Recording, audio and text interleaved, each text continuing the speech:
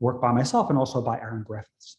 So first of all, as background, we all distinguish now between a kind of a causal and a constitutive sense of social construction. So the causal sense is something roughly about the kind of temporal historical predecessor. So if someone is now, let's say, socially constructed as Black, like what historical pathways led to these sort of categories being loose in, at work in society today?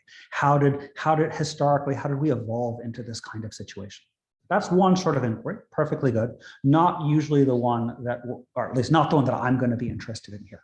Another sort of inquiry, instead of looking horizontally at the causes, we're going to look, as it were, vertically at the underlie. We're going to say what more fundamental or more basic states of the world, maybe ultimately more basic physical states, or maybe we're probably not going to try to dig down so deep here. Maybe it has something to do with psychological states of individuals and material states of the surrounding environment. What more basic pre-socially constructed states are there such that the socially constructed outcome is generated from and dependent upon it? So that's how I'm understanding the constitutive sense of social construction. But of course, this is an interesting relationship. This idea that these sort of social outcomes kind of emerge from or arise out of something more fundamental. Of course, we don't think the social stuff is fundamental. That's going to be, if there's anything fundamental at all, it's going to be, something in the physical realm, like, matter and motion or the quantum state of the cosmos or something like that. It's not going to be like someone, being Black or a piece of paper being $1 or anything like that. So we want to clarify this notion, and we want to do so in a way, we should say, like, the notion of constitution that gets used here is a bit inapt. Constitution is usually used as kind of, in metaphysics at least, as the relationship between the hunk of clay and the statue that it constitutes. But it's not like we shouldn't think of the sort of, psychological states of individuals and material environment as like the hunk of clay out of which, it's not like a material thing that's constituting a statue. So we want to get clear about this. And here are some desiderata about how we should think about this relation. First, social construction is not magic. It's not. We shouldn't think it's a sui generis relationship known only to social ontologists. Rather, we want to see, as Don's been, using this Solarzy notion, how it all hangs together. We want to fit the social world into the broader world and see how social ontology is part of our general ontology. So we want some general tools here. Hopefully we won't need to invent new tools. So I'd like to be ecumenical if possible. I'll be appealing to grounding. Maybe that's a bit of a departure from ecumenicism insofar as it's controversial whether that's a useful metaphysical posit, but at least I won't be appealing to more than that. We want to make sense of the idea that the social stuff is non-fundamental. So we want our understanding of social construction to entail the non-fundamentality of the constructed. We want to think of the social as generated from, arising from, or it was Douglas, or I forget. So we have the idea that it was emergent from, so we want to make sense of these sorts of ideas. We also, and I think this is the really crucial thing, we want to make sense of certain kinds of counterfactual patterns. So if you vary the psychological states of individuals and the material environment surrounding them, you will vary the social states. That's a deep connection in nature, and we need an account of that, of why these are not just independent features of reality, but there's this kind of counterfactual dependence and variation. And that's super important to the extent that we want to think of this as a politically, practically connected inquiry, because ultimately, if we want to change the socially constructed states, or at least have a chance to have control over the socially constructed states, we need to think about what kind of handles there are, such that wiggling those handles will wiggle the socially constructed state. And finally, and this is to connect back to Asta's Euthyphro connection, we want to think of this as in terms of an opportunity for metaphysical explanation. If someone asks, why is this piece of paper $1? Why is this person black? To use the examples that I've been using, that doesn't seem to be an inexplicable fact. It seems like we ought to be able to give an explanation in more fundamental terms. This piece of paper counts as $1 because these certain maybe these agents were doing these certain things, and the material environment was set up in this way. So we want something that's going to license metaphysical explanation. And then that led me, and led people like Aaron Griffiths, to the idea that grounding is just the thing to reach for, to make sense of social construction. So the idea is that grounding, at least if I've defended the viability of using grounding in metaphysics generally elsewhere, so I'm just going to assume it here. If you don't like it, well, you're probably not going to be on board with much else that I have to say, but we can talk about it more in Q&A. So just assuming that there's a generally viable program of doing a lot of metaphysical work in terms of grounding, we have this sort of pre-existing metaphysical widget that we can use that's a generally applicable widget. So we've got a general and ecumenical approach. If something's grounded, that's standardly taken to entail that it's not fundamental, but rather generated from that which it's grounded in. So we've got non-fundamentality and generation, at least on the way that I think about grounding, which is implemented through structural equation model formalism. We get this idea that wiggling the grounds wiggles the grounded. So we have these patterns of counterfactual dependence that are encoded in these structural equations that tell you that as it were, the value of the variable representing the grounded outcome is an output of a function that takes in the grounding inputs and gives you a certain result. So we've got a kind of mathematical implementation of a kind of generation through the application of a function.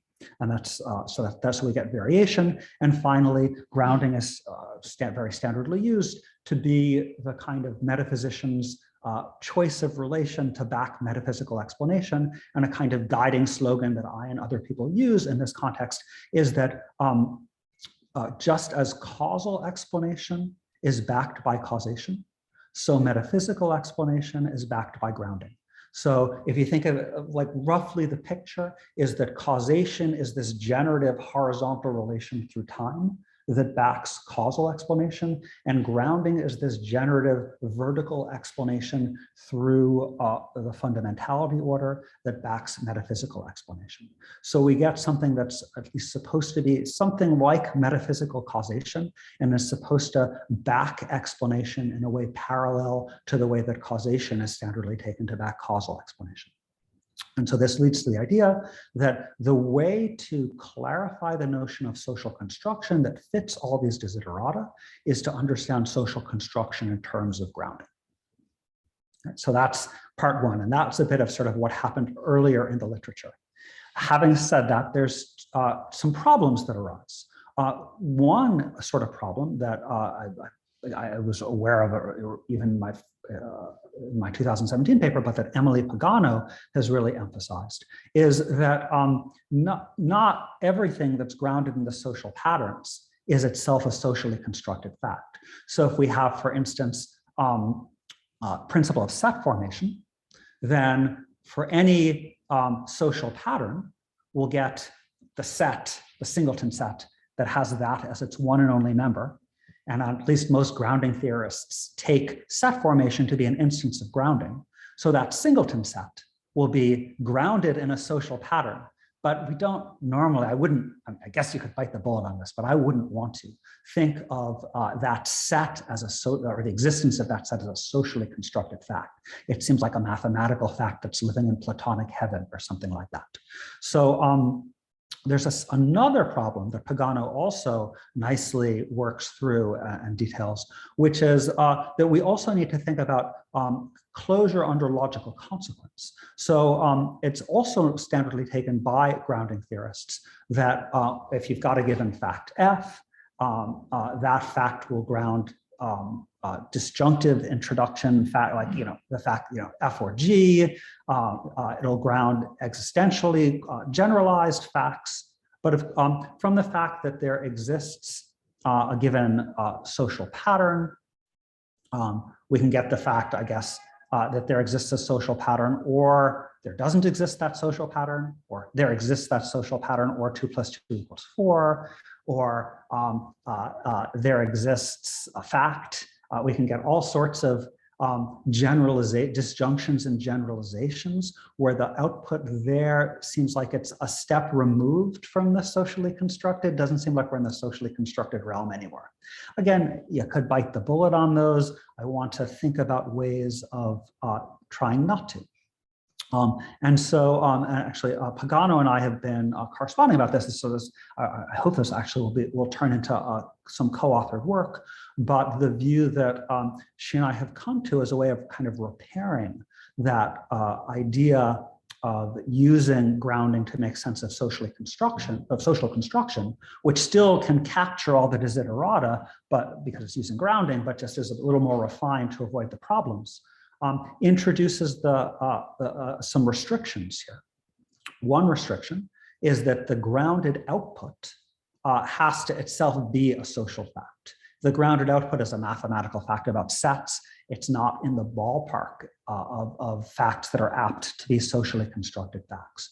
So maybe we should have seen that coming all along, but it needs to be said that there needs to be a restriction on the sort of facts that are even eligible for being socially constructed.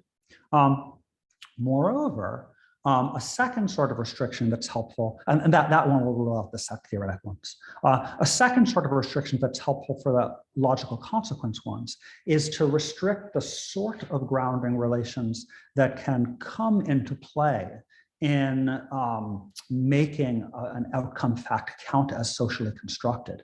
In particular, we want to, one trivial way to do it is just to sort of ban logical operations from being among the grounding facts that can trigger social construction. But I think a more motivated way to do that is to think of the socially constructed facts as arising in a very particular way. And this is drawing on some of Brian Epstein's work about sort of the way that anchoring and framing kind of work together. And maybe you can see echoes of this in Searle as well. The idea is that at least in sort of the standard cases of socially constructed facts, like let's say you print a dollar bill at the Bureau of Engraving and Printing. And there, what we have that's coming into play in making this a socially constructed fact are, first, we have certain background what I'll call social rules. So for instance, it's a rule, at least in the contemporary, in the United States, that a piece of paper that's printed at the Bureau of Engraving and Printing, with subject to certain further conditions, I'm not going to try to specify, counts as a dollar bill. So that's just encoded in US financial laws. And secondly, there's a particular move that gets made within the context in which that rule is operative, namely that a particular piece of paper got printed at the Bureau of Engraving and Printing and met the further conditions. So you've got sort of a general rule. You can think of this like analogous to like moves and rules in chess. Like you've got a general rule for like what counts as a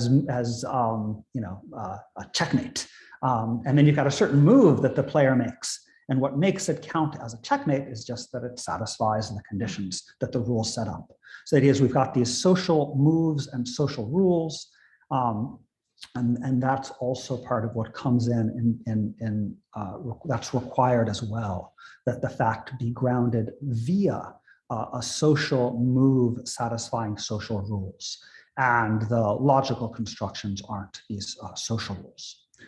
What I want to add one more point here, which is I've come to think that the story has to be told actually in a deeper and more nuanced way, which is I've come to think that it's a mistake to just try to take in all the facts in one go and just sort them out, like socially constructed or not. Rather, I'm thinking it's better to think of the social facts generally as coming into the world in 3 distinct stages. So here's, so I won't try to elaborate this, but just give you a little picture before moving on. This is something I'd like to elaborate in further work, but I just want to, it's a useful picture to have in mind. I think it's best to think of the social as coming in at a first stage where we just get a collection of people speaking a language together, in a given material environment. And these are the kind of preconditions for having a social world at all. And this is the kind of first pass machinery that we get for getting anything further out of our social world. If you don't have this, you just get nothing social whatsoever. Given that you've got the social machinery set up, that's a bit like setting up like the printing press at the Bureau of Engraving and Printing. So you've got the machinery set up, or it's a bit like having a set formation operation at loose in your ontology. Then you've got some immediate byproducts of the machinery, things that the machinery directly outputs. These might be things like dollar bills, these might be things like races and genders. Arguably, these require that there be a certain intentional attitude directly taken towards the outputs, or at least towards the type of which the outputs fall under, like being a dollar bill or being black or something like that.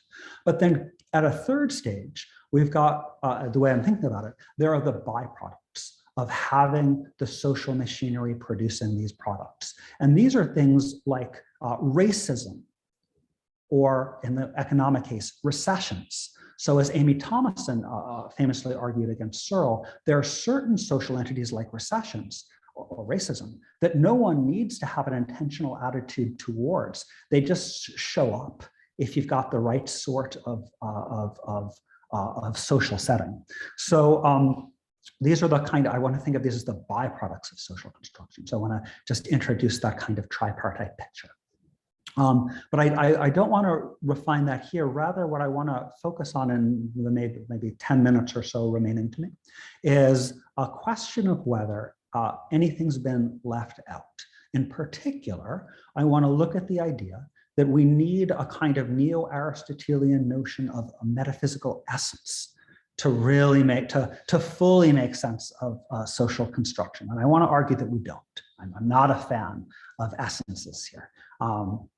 So one sort of place where this issue arises that I want to put to the side is some people like Elizabeth Barnes and Asya Pazinski have argued that a sort of a grounds-only metaphysical framework, or at least a grounds without essences metaphysical framework, isn't rich enough to make sense of certain debates in social ontology, such as debates over what it is to be a woman.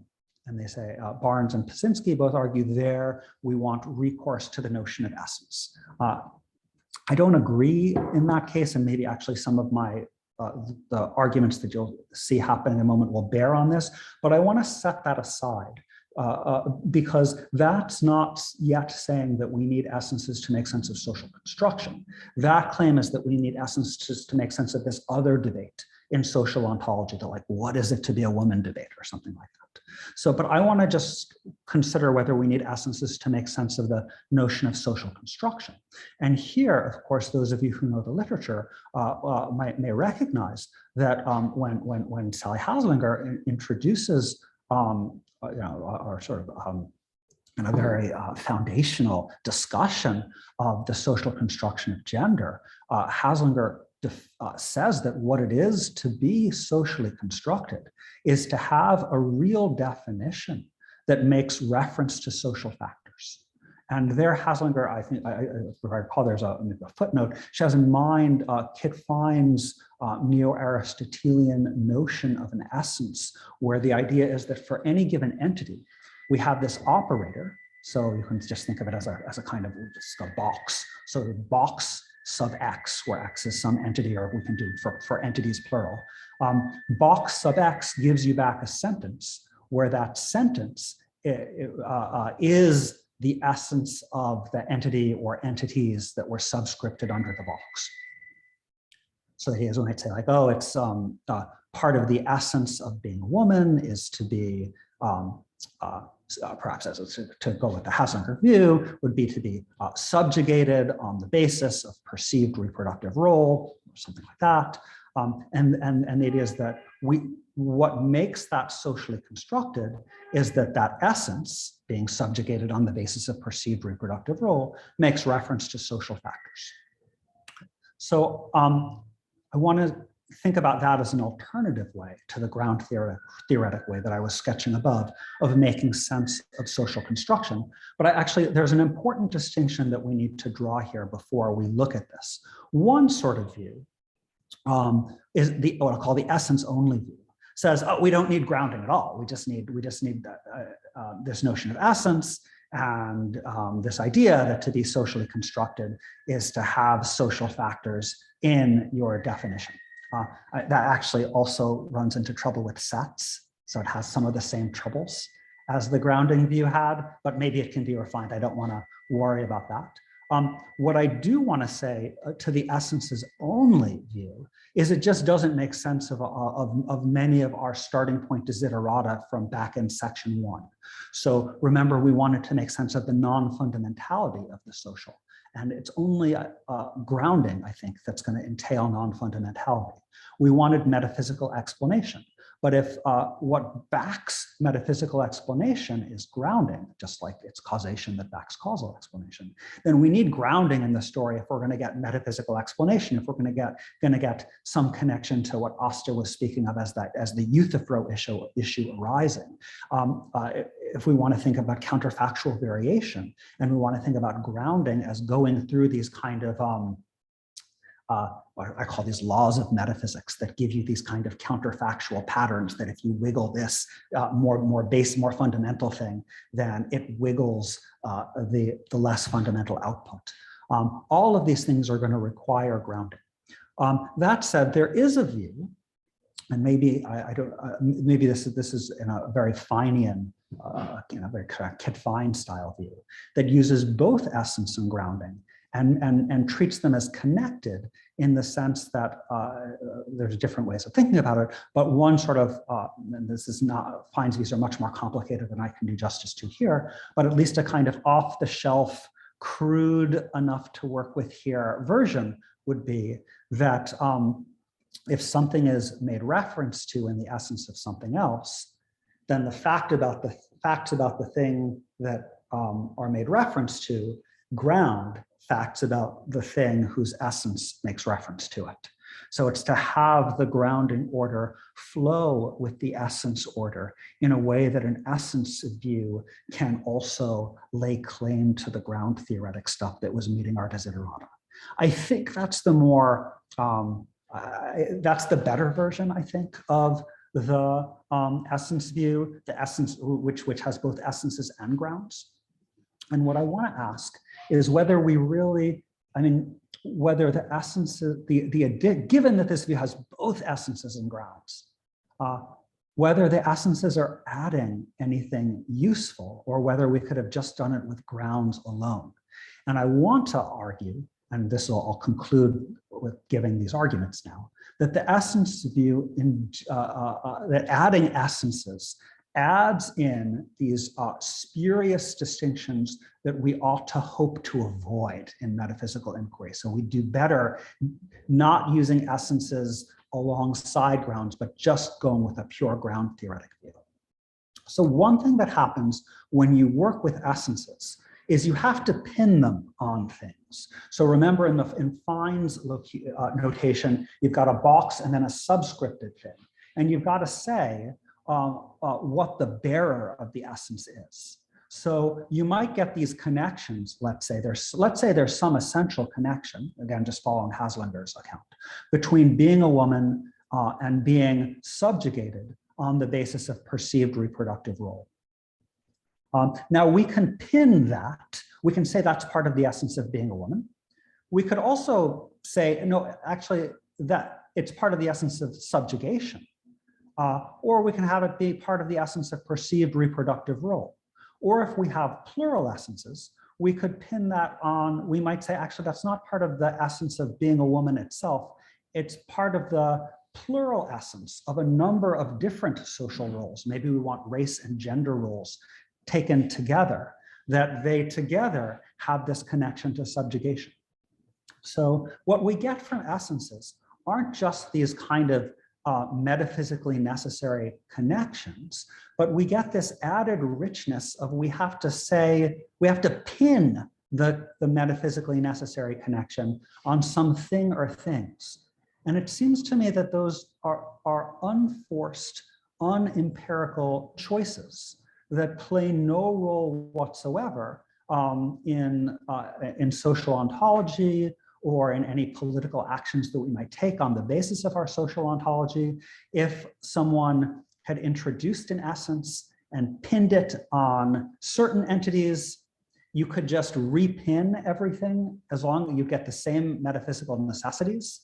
It wouldn't change anything. So I think that when we introduce essences, we introduce these spurious metaphysical questions of their bearers. Moreover, at least on the Finean account of essences, essences are very finely individuated. They're given by sentences.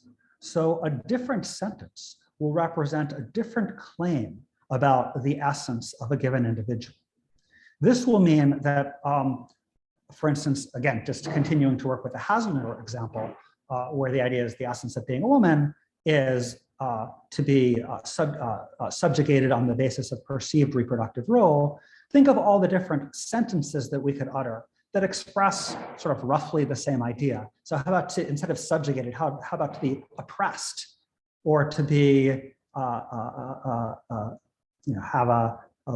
be lower in the power hierarchy, and have it instead of perceived reproductive role. Think of all the different sort of merely verbally different ways that we could report that idea.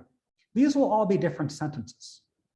On an essence view, there ought to be at least the opportunity for a real metaphysical debate as to whether being a woman is essentially being subjugated on the basis of perceived reproductive role or oppressed on the basis of perceived reproductive role, where I'm assuming for the purpose of this example, that subjugated and oppressed are near synonyms, and it doesn't really make a difference which sentence we use to report the problem.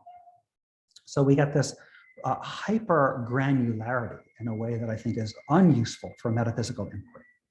But I think maybe the deepest thing that I want to say here is that if you want to think, again, go back to the idea of causal versus constitutive social construction. On the causal side, what we need to tell a causal story we need to know the outcome, we need to know the kind of the causal inputs, and we need to know the linking principles that'll give us the counterfactual dependencies that'll tell us how wiggling the inputs wiggles the output. That's a sort of standard structural equation model picture of causation in terms of wiggling patterns. You don't need to know the essence of anything. If you had to know, so if, just to switch the example, if you wanted to know what caused the window to shatter, and you found out someone threw a rock through the window, and you had a principle that said that if that rock is thrown at the window, it shatters, and if the rock isn't thrown, then the window doesn't shatter. So you have a simple counterfactual dependence. That's enough for the causal inquiry to be complete, and it's enough to license a causal explanation of the shattering of the window from the throwing of the rock. If we needed to know the essence of a window shattering to complete that causal explanation, we'd be doomed. We'd never know if we'd gotten that right. And we'd never know, no scientific account that didn't sort of have a long metaphysical inquiry into the essences of like window shatterings could even claim to explain a window shattering. That's clearly wrong. It seems to me in the case of causal explanation, we just need to know the inputs, the connecting principles, and the outputs, and we've got enough to give a causal explanation. And so it seems, and we don't need to pin the causal principles on particular individuals. We don't need to know which is the right sentence to formulate the causal principles. As long as the pattern of counterfactual dependencies is constant, the pinning of the principles on things and the sentences used to formulate the principles are inert. We oughtn't to care about that. An account of causal explanation that says you need to, get the pinning right and get the sentences right is missing how causal explanation works. And I think just the same goes with constitutive or metaphysical or ground theoretic explanation. We need to know the grounding inputs, we need the grounded output, and we need the patterns of covariation or the structural equations that say how the wiggling of the more fundamental wiggles the less fundamental. And that's all we need for explanation. That's also, just to connect to at the close to a theme from earlier, that's all we need for political action. If I know the counterfactual patterns, I know how to change the world. I don't need to know which entities and which sentences are the right ways to formulate it. I just need to know what to wiggle. So I think that the metaphysics, but also the practical politics of social construction demand use of a grounding relation, but don't demand more than that. And in particular, don't demand the use of a metaphysical notion of essence. Thank you.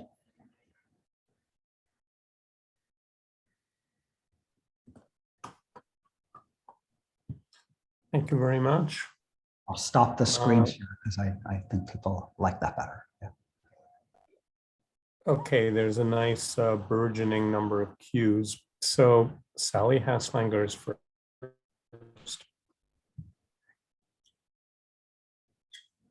You're muted, Sally. Yeah, right. So that was so muted. interesting. So am I still muted? No, you're good. I see. Okay, good. No? Does everyone hear me? I turned the mute off. I hope I'm like, okay, good. So thank you. It was fabulously interesting and clear, and I appreciate the work you're doing on this. I have a question about the relationship between causal and constitutive that is connected to the levels picture that you have. So I've been doing a lot of work recently on understanding societies as complex dynamic systems. They're kind of like ecologies, like our bodies are complex dynamic systems. And in that literature, there's since the 90s, or even before that, there's been a resistance to thinking in terms of levels.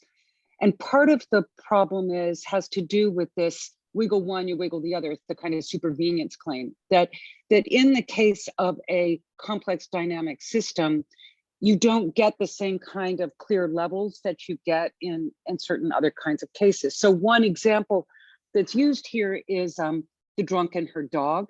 So the drunk goes out of the bar and the drunk has a dog, and the dogs, as we know, they love to smell things, and and the drunk isn't really keeping track of where the dog is. There's no leash. And so so there are two random walks, right? The drunk and her dog, but they're co-integrated in the sense that there's this co-integration phenomenon where if the drunk calls the dog kind of gets closer to the drunk. And if the drunk, anyway, they sort of stay within some reasonable distance from each other, and they go apart and then they come back together, but their walks are linked, and they're linked in ways, but yet they're still kind of random. They're both kind of going in random directions.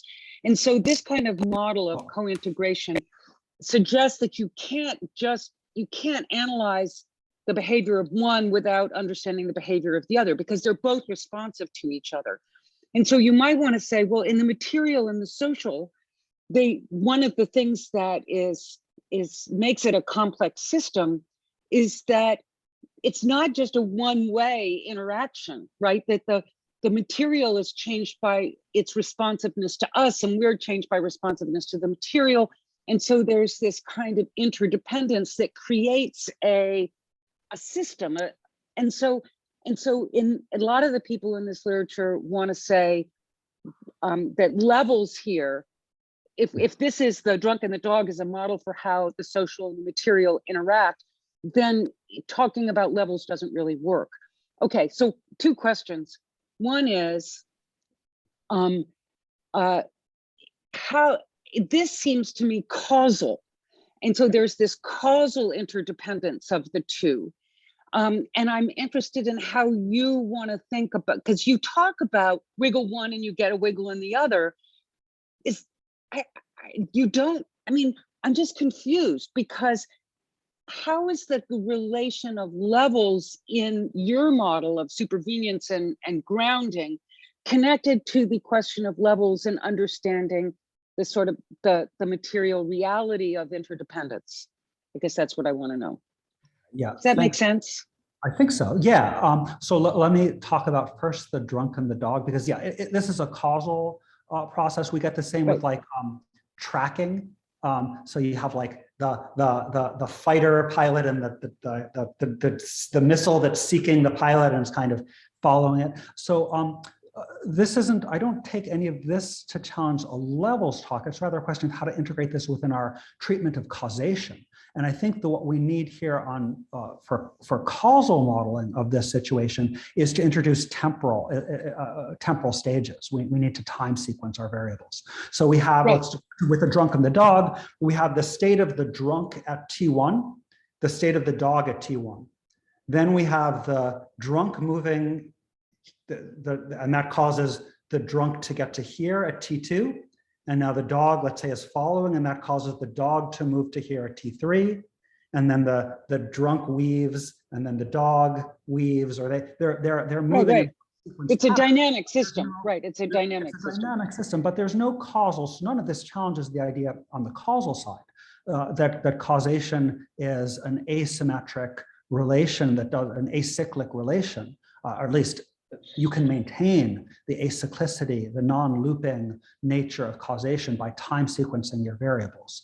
Right. But what I'm asking is, if you're going to say, because of these interdependencies between the social and material, you can just as well say, tweak the material, you get a change in the social, tweak the social, you get a change in the material.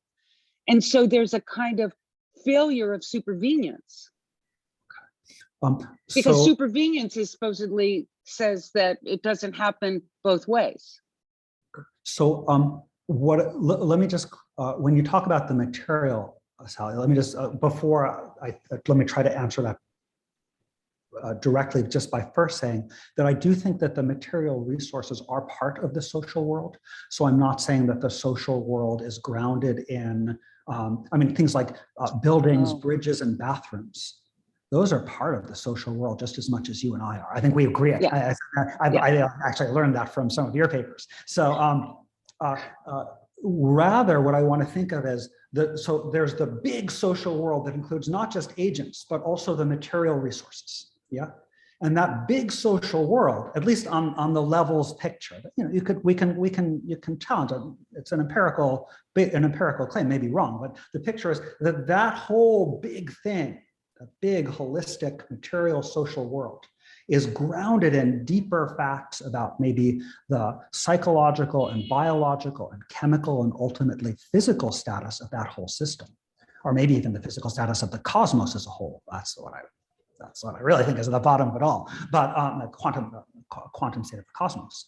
But that's how the grounding goes down from like social world that includes the material resources down to maybe psychological, chemical stuff. So I hope there aren't going to be circles there in any given moment.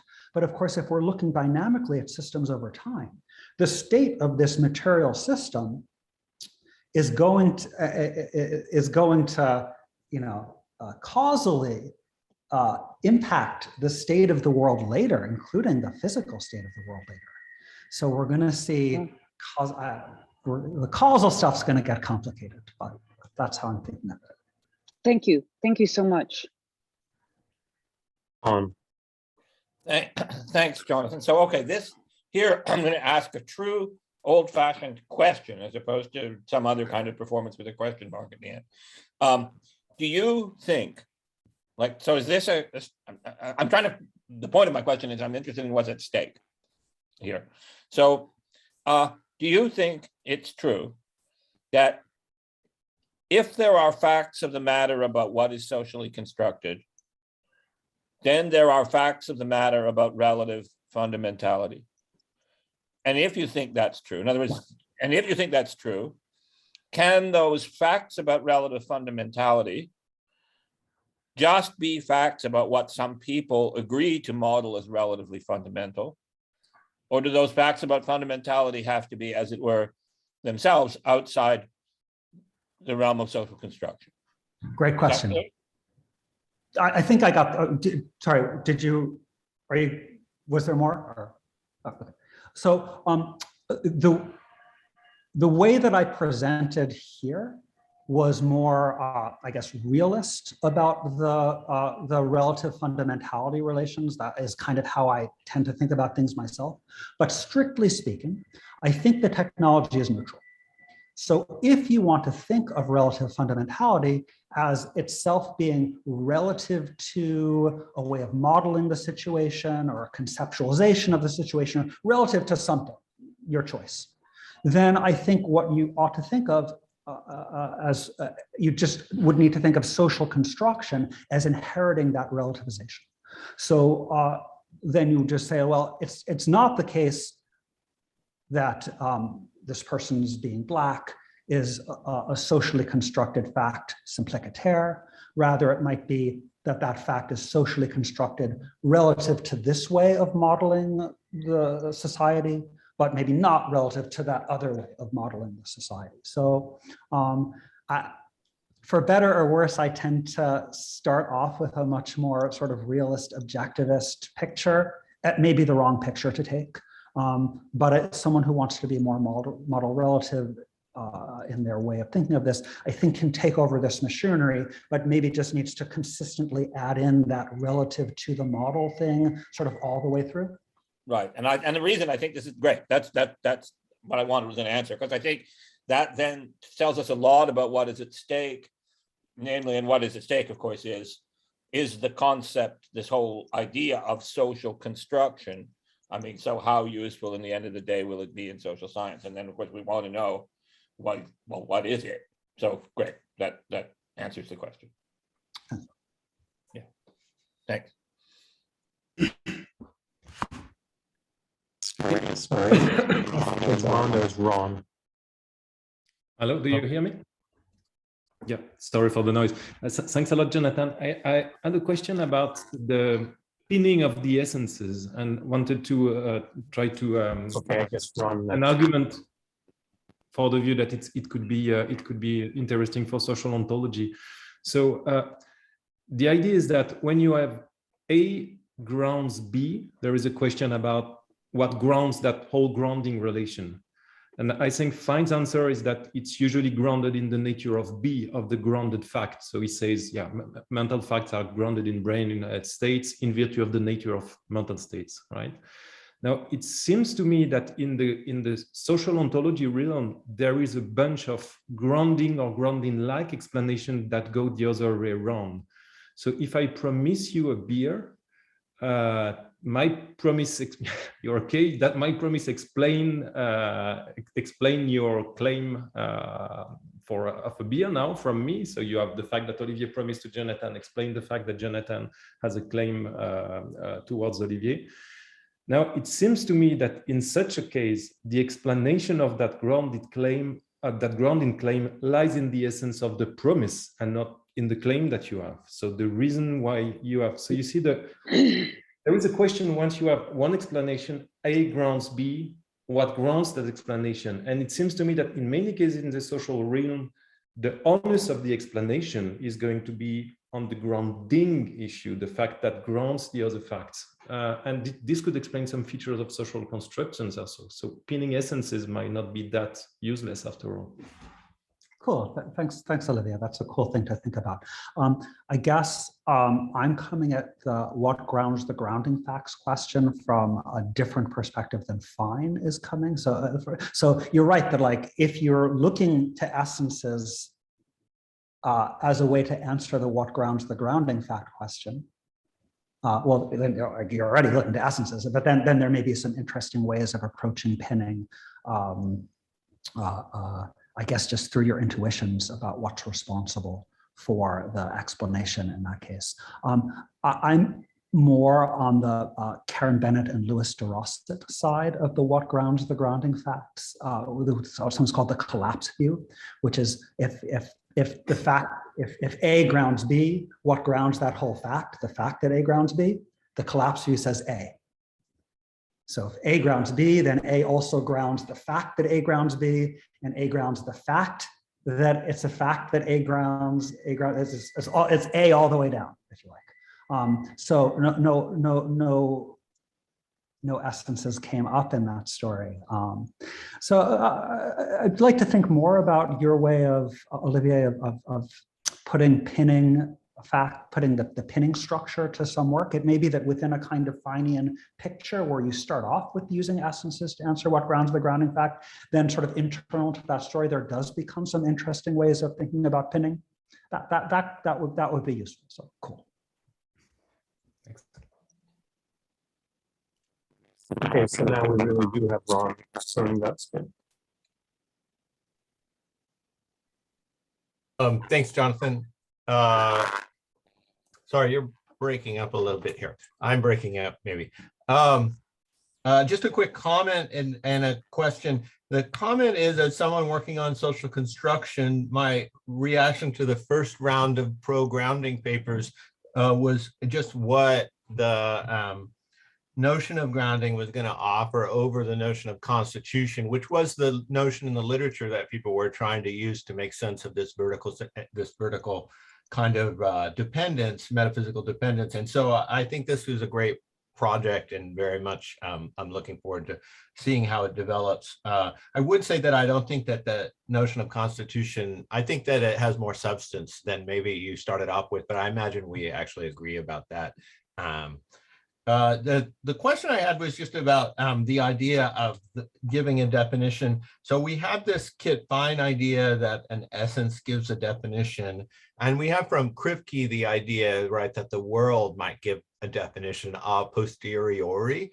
And I've in my own thinking, and I've thought that it might be possible to connect these two thoughts. And then the essence is, on a kind of Kripke Putnam essence view, the essence is out there in the world rather than it being, and the thing out there in the world is the thing that gives the definition. It seems to me like that maybe that addresses some of your concerns about the, for example, what sentence to use when we're giving, as it were, the essence, because it's the thing out there in the world. And in fact, it seems maybe not so different than the thing a grounding person might want to say, which is that somehow the facts in the world are the thing that necessitates the higher order fact. So I'd be interested to know your thoughts. Thank you. Cool. Yeah, thanks, Ron. Yeah, first, just as a quick historical aside, when Fine starts working on the notion of essence, he actually presents it as a formalization of Kripke. So you're not the only one to see a potential connection there. That said, even if the essences are, it is sort of part of this view, as I understand it, that the essences are these real things, and some real, they're real, they're out there in the world. My concern there wasn't about their out there in the worldness, but their granularity. So at least on the Fine regimentation, they're out there in the world, but they're out there in the world with the granularity of sentences. So for any given individual, there's a fact out there in the world about which sentence expresses its constitutive essence, which sentence expresses its real nature. And that's the part that I think is just too fine-grained, because then, different sentences would express different natures. And that seems like, just like, think of like an active versus passive transformation, or just like trivial transformations that preserve sentence but don't preserve meaning. It seems way too fine-grained. And the grounding theorist, she, at least as I'm thinking of her, this is different. It thinks that the grounding facts is out there in the world. I guess there is the Dawn option, or thinking of these as relative to a model, but at least they're out there in the world. But at least the way that I'm formalizing grounding, they're the states of the grounded input, and then there are just these counterfactual patterns that are modeled by structural equations. So it's not nearly as fine-grained. So in that sense, I was thinking the grounding theorist was doing a bit better. Thank you.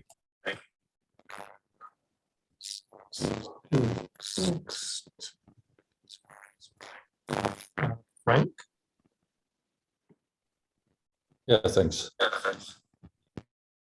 I have a question, how informative your proposal is, and that might sound almost insulting maybe because it's very well developed and refined, but I'm still wondering whether you need to say more. So as a rough gloss of what you're saying, I would put it in the following terms. The claim that social constructs are grounded in social patterns means something like they are dependent on and determined by social patterns. Now, if that's how you explain what social construction is, perhaps to students, questions that might arise are like, what kind of social patterns are at stake here? And you have already developed your view by saying, well, it's also dependent on social rules. But is that enough to solve this problem of kind of a sense of a lack of direction of what exactly is going on in social construction? I have one further question is, what is social about them? You might think that an analysis of social construction sheds light about that. And the final aspect of my question relates to the UTFO question. Of course, this is a question about priority. And the grounding proposal clearly addresses that issue. But there seems to be a further issue. The UTFO question also raises concerns about whether something is real or whether it's just a figment of our imagination. And so many people have been tempted to be anti-realist about social constructs. And it seems that your proposal doesn't shed any light on that. Now, I think that these are core issues when you talk about social construction. Maybe we are just talking past each other, and I'm asking different questions than you are. But if so, maybe you can enlighten me. Yeah, thanks, Frank. So let me take the second question first about the connection to realism or anti-realism. So I didn't talk about it in this half an hour, but it is something that I do think is important to talk through, and actually have another paper called Social Construction and Realisms, where I try to talk about it. And basically, the view that I come to is that we need to disentangle various notions that get lumped into under the notion of realism. For instance, there's the notion of something being mind independent, but of course the socially constructed entities aren't mind independent. That's pretty obvious. But then there's the notion of what's causally potent, causally powerful, and I think it's equally obvious that socially constructed entities can be causally powerful, or at least I'd argue for that. And there's the idea of the real just as the existing. And the grounded output exists, at least on standard versions of grounding theory, such as the one I would endorse.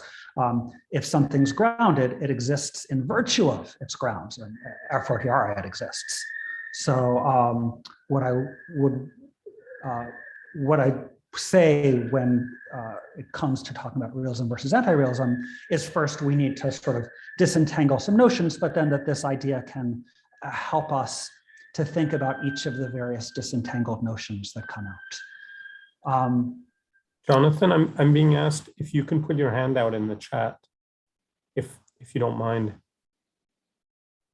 You know, like Sally had sent a few PDFs. If you could send your hand out in the chat window. Oh, yeah. Oh, sorry. Yes. You can do that. I'm just the messenger here. Sorry. There you go. Thank you. But one follow-up question. I was thinking about the tension people would want to be realist or anti-realist. So I indeed take it. I assume that given that you analyze social construction in terms of grounding, that you're committed to realism, at least some form of realism. I'm committed to the existence of the. Yes. Yeah, and it's close to the causal one, but maybe let's stick to the exist one. But this kind of dark rabbits idea that people might shift from thinking, yeah, it must be real, or it's just a figment of our imagination. I think that requires some unpacking of the social patterns on which social constructs depend. So this connects, Frank, I guess, to your first question, which I hadn't gotten to yet, about maybe being more specific about the sort of social patterns involved and the kind of the modes of determination involved. And there I completely agree that more work is needed. But the way that I'm thinking of this particular inquiry is working at a very generic umbrella kind of level. It's a bit like saying that we should think of a certain relation as a causative relation. So someone, I don't know, some metaphysician starts talking about, like, I don't know, realization or something like that. And they're like, well, what's that? Say, oh, we should talk about this. We should understand this in terms of causation. And then you give an account of that in terms of causation. And that can be an interesting thing to learn, even though it leaves open the further details of what exact causal patterns are at issue.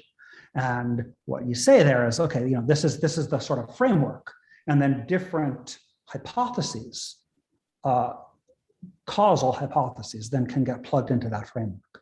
So I'm thinking of the social construction as grounding approach, the idea this is the framework for like how to think of social constructionist claims generally. But then there's a wealth of different options. So Sally has her view, Asta has a conferralist view, Asya Pazinski has been developing a response dependence view. These, at least as I would want to think of them, are all, or at least can be understood as different versions, different, worked out versions of how exactly the grounding goes. And those are awesome debates to get into. And this is supposed to be a framework in which we could think of those debates.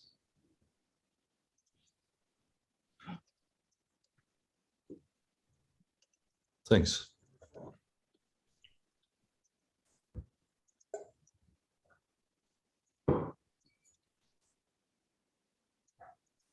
Francesco. Yeah, thank you. So I got a question about something that you briefly mentioned, and I'm curious about, namely the byproducts of social construction. So the question is, you mentioned the example that Emmy Thomason gives about economic recession and racism. So the question is, do you take this social facts, so for example, the fact that there is an economic recession, not to be a socially constructive fact, but still a social fact? And if it is the case, what do you think it grounds them, this kinds of facts? Thanks, Francesca. So what I think I really want to say is it's a byproduct of the socially constructed facts. And then there's kind of a choice point that I'm not sure it matters much here about whether we say that byproducts of socially constructed facts are themselves socially constructed facts, or we say, no, only the directly socially constructed facts are the socially constructed facts. I think that's just bookkeeping at that point. But yeah, I'm happy to say that, if you like, that a recession is a socially constructed fact, as long as we understand that there's an important kind of indirectness or byproductness where and maybe, and this is going to be very controversial, maybe that comes out in terms of whether we need to have, in any sense, attitudes towards it for it to show up in social reality. That's at least one way of making sense of, or at least correlating the product-byproduct distinction with something else that we have independent grip on, is thinking of it in terms of the social matters for which intentions are needed versus those that just show up, whether or not anyone's got any intentions towards it, as long as you got the other stuff in place. Yeah, no, that's helpful. Yeah, a quick follow-up. So I can see precisely the distinction you're making. So I guess then, in your view, then everything that is social fact is socially constructed at this point. Then, so but still, will you be to make the distinction between the sort of like a collective intentionality that is directed towards a certain thing and the cases where it is not? So recession versus, I don't know, professor or permanent resident, et cetera. What I think you're asking me to do, Francesco, is to say how the ideology of socially constructed ought to be used given this machinery product byproduct distinction that I've tried to sketch briefly. And what I really want to say, and this is going beyond anything that I said here, is that at a certain point we need to just move beyond the ideology of socially constructed.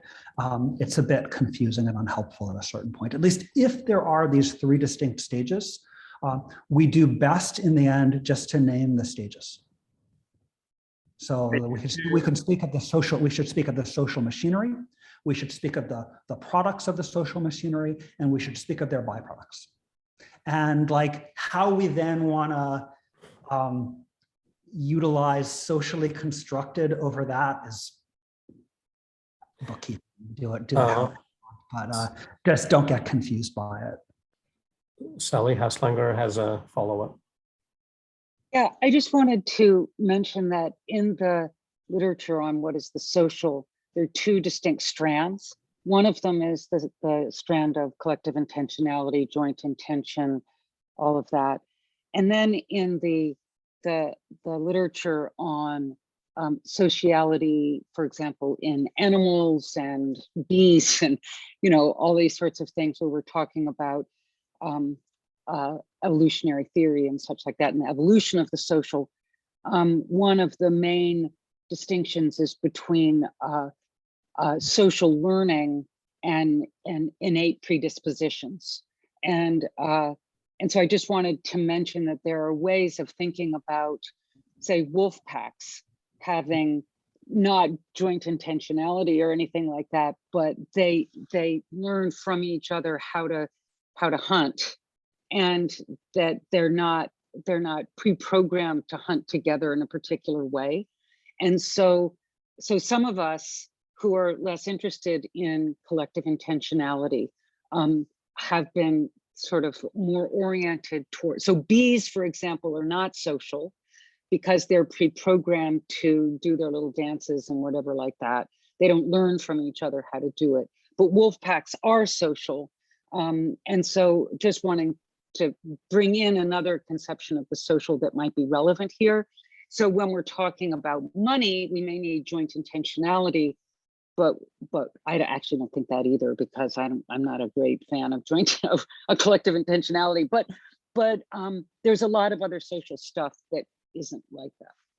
Absolutely right, Sally. And when I brought in intentionality, I did try to flag that it'd be very controversial. Yeah. I don't myself. No, I wasn't. This wasn't a criticism. I was just sort of trying to, you know, pull back from, you know, just represent an alternative. That's all. I mean, I don't have a settled view. I'm open to learning more about that. I do, in a lot of cases, like the idea that it's just coordinated behavior. Just like, but socially learned coordinated behavior. Thank you. I mean, it has to be. So this is like Sterelny, The Evolved Apprentice. That's a great book on this, because he wants to suggest there's a difference between, you know, we have to learn from each other, but we don't necessarily have to have joint intentions when we learn from each other. Anyway, that's all. Just a plug for Sterelny. Awesome. Well, on the claim of we have to learn from each other. Yeah, thank you. Any other last comments, quick questions? Thoughts? No? Well, thank you to the speakers, to Raphael for excellent organization and choice of speakers. And I hope people have read the chat, which contains high quality, high net worth statements, including on bees. I guess, Raphael, any last word from you?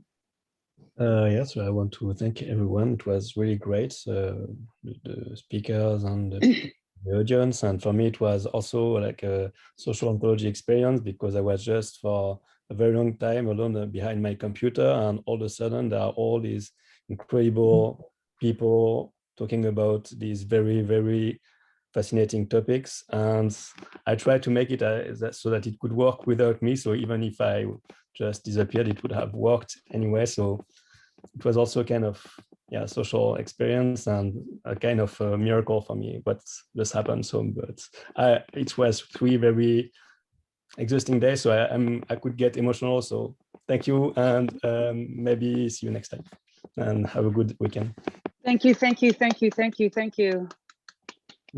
Thank you, Raphael. Yeah. Great work. Did us Thank all you, a everyone, great favor. and be in touch. Take care of everyone. Be well. Bye-bye. Cheers.